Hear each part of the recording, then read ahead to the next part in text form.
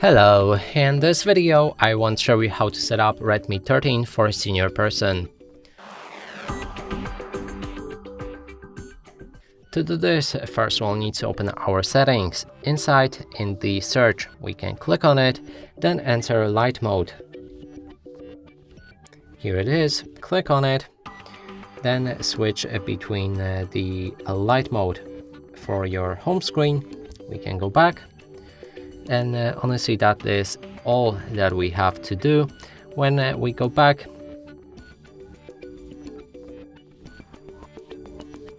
you can see that the icons as well as the text becomes much bigger. We can navigate to the settings, and the same thing happens here. The text as well as the icons, buttons, and etc. becomes much bigger. And that's it for this video. Hope you like it. Please consider subscribing to our channel, leave a like and a comment below.